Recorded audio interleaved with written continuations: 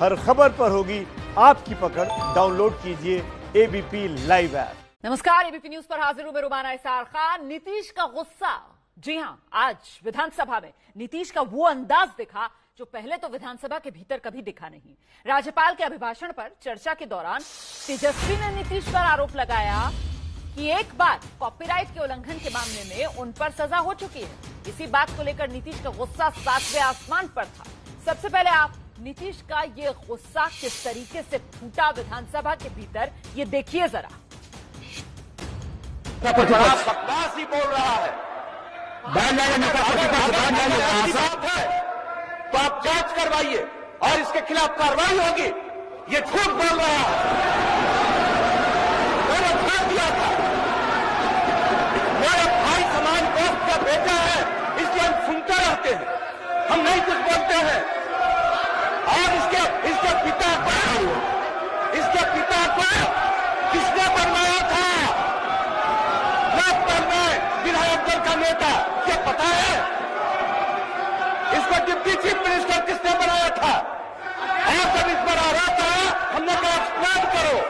जब एक्सप्लेन नहीं किया तब हमने छोड़ दिया।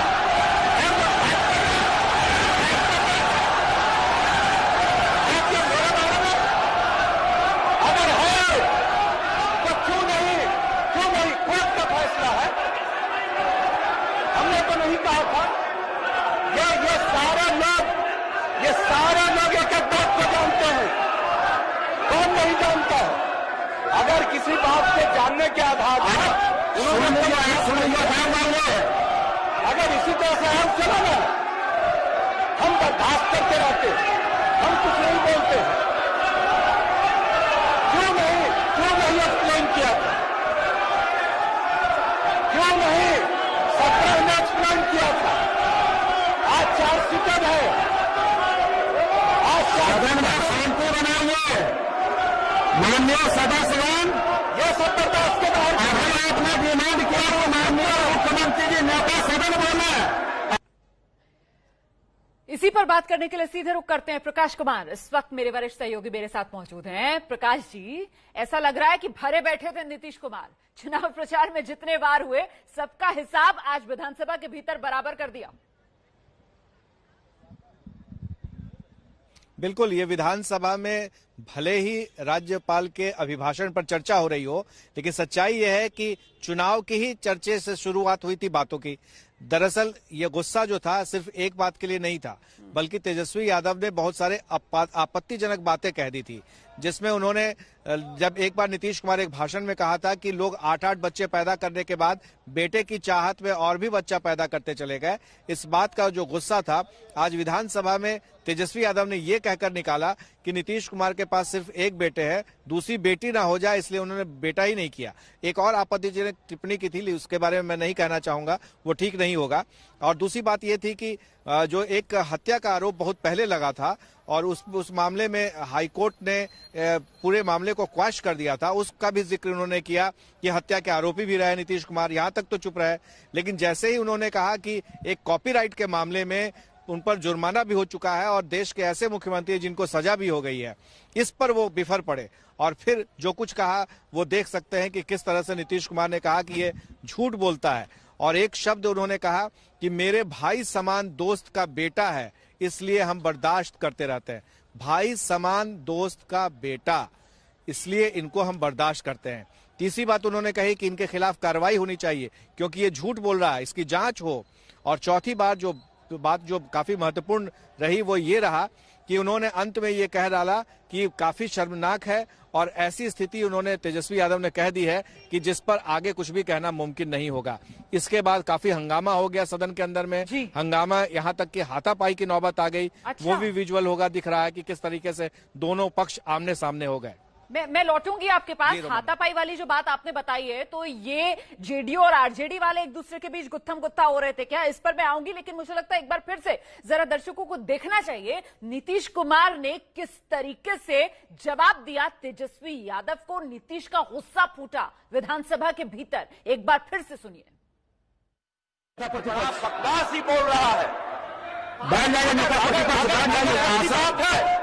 तो आप जांच करवाइए और इसके खिलाफ कार्रवाई होगी। ये झूठ बोल रहा है।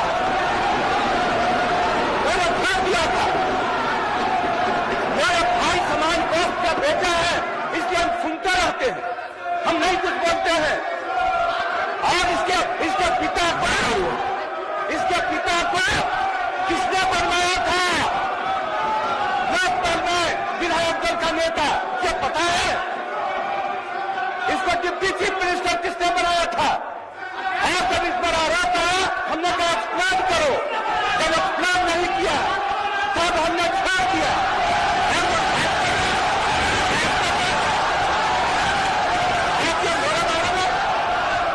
अगर है तो क्यों नहीं कोर्ट का फैसला है। हमने तो नहीं कहा था। ये सारे लोग एक एक बात को जानते हैं, कौन नहीं जानता है। अगर किसी बात को जानने के आधार पर अगर इसी तरह से हम चलो ना, हम बर्दाश्त करते रहते, हम कुछ नहीं बोलते। क्यों नहीं एक्सप्लेन किया था? क्यों नहीं 17 में एक्सप्लेन किया था? आज चार्जशीटेड है, आज सदन में शांति बनाइए। माननीय सदस्यगण, ये सब बर्दाश्त के बाहर आपने डिमांड किया वो माननीय मुख्यमंत्री जी नेता सदन बोले। ये नीतीश कुमार के इस गुस्से पर तेजस्वी यादव भी कुछ कह रहे हैं, जरा सुन लेते हैं।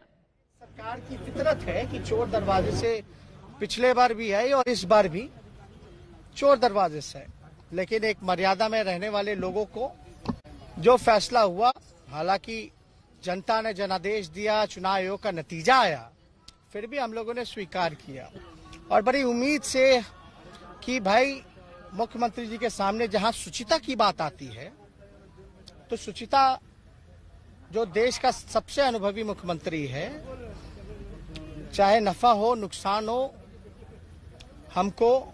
हम लगातार उनकी इज्जत करते रहे हैं, सम्मान करते रहे हैं। चाचा से भी हमने संबोधन किया है, लेकिन प्रोटोकॉल को मानते हुए सदन में कोई चाचा भतीजा नहीं होता है। नेता प्रतिपक्ष मुख्यमंत्री होते हैं तो मेरा कर्तव्य बनता है सवाल को पूछें।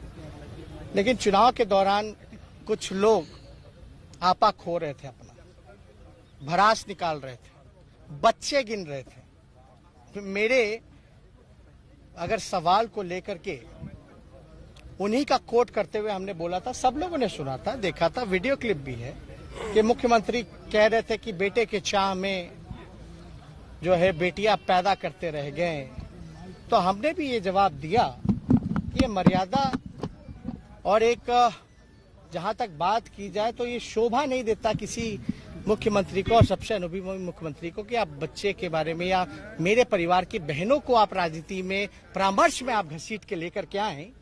कहने के लिए तो लोग ये भी कह सकते हैं कि भाई आप एक संतान के बाद आपने डर के कारण बेटी ना पैदा हो जाए इसलिए आपने जो है दूसरा संतान पैदा नहीं किया। लेकिन हमने तो चुनाव के दौरान नहीं कहा, हमने तो उन्हीं की बात को कहा या उनको याद भी दिलाया कि ऐसी बात अगर लालू जी में होती तो हम दो भाई हैं, मेरे बाद भी एक छोटी बहन है जो आखिरी में है, वो बेटी है, मेरी बहन है। तो हमने तो उन्हीं की बात को याद दिलाया।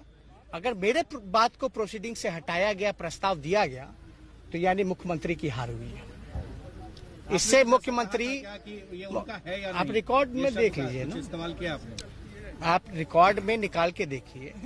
हमने तो यही कहा था उस समय भी, उनके तो एक पुत्र हैं और है कि नहीं वो अच्छे तरीके से जानते हैं, तो इसमें आपत्ति क्या है? वो तो वही बता पाएंगे, इसमें आपत्ति नहीं होनी चाहिए। इसमें की किस बात की है? आपके कितने पुत्र हैं नहीं है वो हम कैसे जानते हैं? वो तो आप ही बता पाओगे ना। इसमें आपको हमको तो नहीं पता कि भैया यहाँ जितने लोग बैठे हैं किसका क्या है, वो तो आप ही लोग बेहतर जानते हैं कि आपके परिवार में कितने भाई हैं बहन हैं। हालांकि मुख्यमंत्री का परिवार भी 5-6 भाई बहन है, सिबलिंग्स हैं। तो ये लेकिन आप तो मुख्यमंत्री आरोप लगा रहे हैं आप कि उनके और भी बच्चे हो सकते हैं। वो आपका कल्पना हो सकता है, वो आपका सोच हो सकता है, हम उस सोच के नहीं है। यही तो मुख्यमंत्री को हमको बताना था और मेरे ख्याल से उनको जवाब मिल गया होगा। मुख्यमंत्री का क्या कहना था जब उस बच्चों बहनों के बारे में मेरे बोल रहे थे, तो क्या उनसे सवाल पूछा आपने? मेरे को तो नहीं लगता है पूछा होगा। खैर जो भी हो, सबको अपना अधिकार है, आपका अपना अधिकार है। तेजस्वी जी उन्होंने नाम हमने नहीं लिया था लालू जी का, इशारे में बात किया तो वही बात हो रही है ना कि वो लोग ऐसा करते हैं। हाँ, तो आपने अपने ऊपर हाँ, क्यों ले लिया? वो बिहार की जनता बेवकूफ है क्या? हमको तो कुछ नहीं कहना, टिप्पा टिप्पणी नहीं करनी है। अच्छा, उन्होंने सदन में कहा है कि खैर भी आरोप लगाए गए हैं, कार्रवाई होनी चाहिए और इस पर जांच होनी चाहिए। आप एक बात बताइए, जहां तक बात आती है, मुख्यमंत्री अभी गुस्से में बबूला थे क्योंकि बहुत लोगों को सच पता नहीं थी। हमने तो यही कहा 91 में केस हुआ, 2008-9 में फैसला आना था लेकिन टल गया, और 2019-20 में ये फैसला कैसे केस खत्म हो गया ये सब जानते हैं। इसमें कौन सी बुरी बात है? आप बताइए, फेयर इन्वेस्टिगेशन क्या मुख्यमंत्री रहते हुए में क्या एसपी उनके खिलाफ काम करेगा? कोर्ट में तो वही मान्य होगा ना जो जांच एजेंसियां रिपोर्ट करेंगी। आप मुख्यमंत्री हो, आप इस्तीफा दे देते फिर जांच कराते तब मानते। आपने तो उसमें इस्तीफा की पेशकश नहीं की, लेकिन जब हम उप मुख्यमंत्री थे, जब आरोप लग रहे थे, तब क्या क्या कहा जा रहा था, क्या क्या नहीं कहा जा रहा था। तो मुख्यमंत्री रह करके ही अपना जांच करवा रहे थे, अपने ही हिसाब से रिपोर्ट तय कर रहे थे। आईएएस अधिकारी ने लिखा ना, अपना तो करेंगे ही ना करेंगे, जांच रिपोर्ट प्रभावित। जब दूसरों का कर लेते हैं, बालिका गृह में सृजन घोटाला में आईएएस अधिकारी लिख करके दे रहा है, तो वो अपना केस का नहीं करेंगे मैनिपुलेट? इस्तीफा दे दे। अभी भी जांच की बात कही है, हम तो चैलेंज करते हैं, अगर आपने गलती नहीं की है तो आप इस्तीफा करें मुख्यमंत्री पद से और जांच कराए सीबीआई से। क्या वो इस्तीफा देंगे? क्या वो जांच की सिफारिश करेंगे? लालू जी ने तो चारा घोटाले की सिफारिश की थी सीबीआई को, अच्छा, इस्तीफा भी दिया। ऑडियो वायरल हुआ है, उस वो ऑडियो वायरल के बारे में क्या बहुतों का ऑडियो वायरल होता रहता है, नहीं होता रहता है, ये जांच का विषय है। आप चाहते हैं कि इसकी जांच हो? नहीं, वो मेरे चाहने या ना चाहने से नहीं होगा। अब कानून अपना काम करेगा, करने दीजिए। आपको लगता है कि उन्होंने प्रलोभन दिया था मंत्री बनाने का? हमने ये भी देखा मध्य प्रदेश में, हमको बहुत अच्छे से पता है कि प्राइवेट प्लेन से 20-20 करोड़ 40-40 करोड़ का प्रलोभन देकर के मध्य प्रदेश, राजस्थान, आपका कर्नाटका में हुआ। उस पर भी सवाल पूछिए ना भैया, यहाँ तो प्रलोभन की बात कहाँ आ रही है, नहीं आ रही है। ऑडियो वायरल सही है नकली है, वो जांच का विषय, वो अपना नतीजा होगा।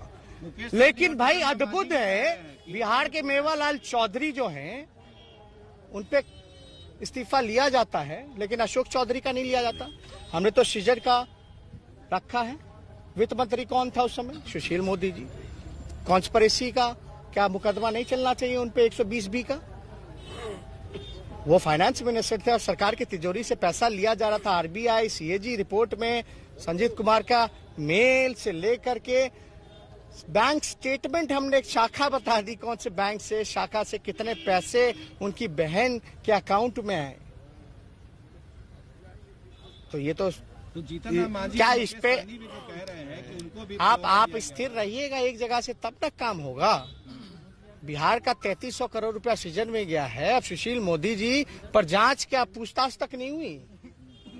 क्यों नहीं हो पाई? शुचिता की बात करने वाले लोग तो जो हम तो पहले से कहते रहे ना, भाजपा के साथ जाओगे तो राजा हरिश्चंद्र कहलाओगे, लड़ोगे तो चोर और बेईमान कहलाओगे। तो उसमें अच्छा, आपके बारे में उन्होंने कहा कि मेरे भाई जैसे उसको डिप्टी सीएम मैंने बनाया। बहुत अच्छी बात है, और शायद बीजेपी के 2 उप मुख्यमंत्री बने, शायद उन्होंने ही बनाया है ना। बीजेपी के लोगों से पूछिएगा कि जो 2 उप मुख्यमंत्री बने, क्या नीतीश कुमार? तीसरे नंबर हमने यही तो कहा, चेहरे की बात करते थे, 80 सीट जिता देते थे। उनके चेहरे पे लड़े तो हम 23,000 से जीते, अपने चेहरे पे लड़े तो 40,000 से जीते, और लगभग उतनी सीटें हमने जिता दी। तो तीसरे नंबर की पार्टी, तो दूसरे नंबर की पार्टी जब जश्न मना रही थी तो क्या क्या ट्वीट कर रही थी वो सबने देखा है। तो सिंगल लार्जेस्ट पार्टी होने के बावजूद भी नीतीश कुमार जी मुख्यमंत्री कैसे बने? स्पीकर का पद भी हम लोगों ने दिया। आज नीतीश कुमार जी की औकात है क्या कि स्पीकर का पद ले पाए? और इन क्या हस्तक्षेप की बात करते थे। एक सवाल है, सुनिए, देखा गया है कि जब नीतीश जी बीजेपी पर गुस्साए हैं तो बीजेपी के साथ गए हैं। देखिए, सवाल एकदम स्पष्ट है। आज का यही बात है कि भाई सूचिका की बात होगी राजनीति की, तो मुख्यमंत्री को इस्तीफा देना है कि नहीं देंगे, फिर जांच कराएं। जांच की मांग की है। कोरोना में कमेटी बना रहे थे, कोरोना में कमेटी बन रहा था। बताए विजय चौधरी दोषी है कि नीतीश कुमार दोषी है?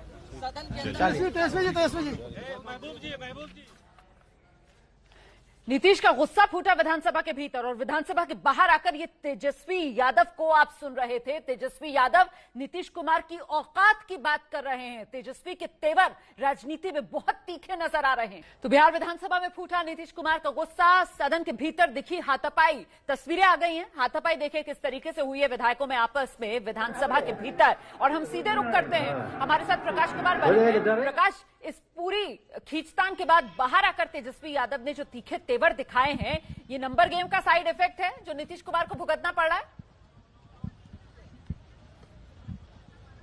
बिल्कुल, अभी तो ये ट्रेलर है, ये जो हम आपको पीछे दिखा रहे हैं। बिहार विधानसभा अभी जस्ट खत्म हुआ है, आखिरी दिन था और लोग भीड़ जो है अभी भी विधायक जो है अब निकल रहे हैं धीरे धीरे। ये ट्रेलर था, अभी तो फिल्म बाकी है, ये 5 साल होना है। लेकिन उसके पहले जो तेवर दिख रहे थे तेजस्वी प्रसाद यादव के, वो साफ था कि आने वाले समय में वो झुकने को तैयार नहीं है। और उन्होंने नंबर गेम का भी जिक्र किया कि जब वो महागठबंधन में साथ लड़े थे नीतीश कुमार के चेहरे पर तो 23,000 वोट से जीते थे और इस बार वो 40,000 से ज्यादा वोट से जीत कर आए हैं। तो जीत का जो जश्न है और जीत के जो तेवर हैं वो साफ दिख रहा है और आने वाले समय में भी दिखेगा रोमाना। ये बंद नहीं होने वाला है, क्योंकि जो उन्होंने अंदर बात कही थी, आम बात होती है चुनाव के वक्त पर इस तरीके की तीखी बयानबाजी, लेकिन चुनाव खत्म हो जाने के बाद, सरकार बन जाने के बाद ये जिस तरीके के तेवर दिखाए हैं ना तेजस्वी यादव ने, ये बता रहा है कि आने वाले वक्त में बिहार की राजनीति में इसी तरीके से माहौल गर्म रहने वाला है।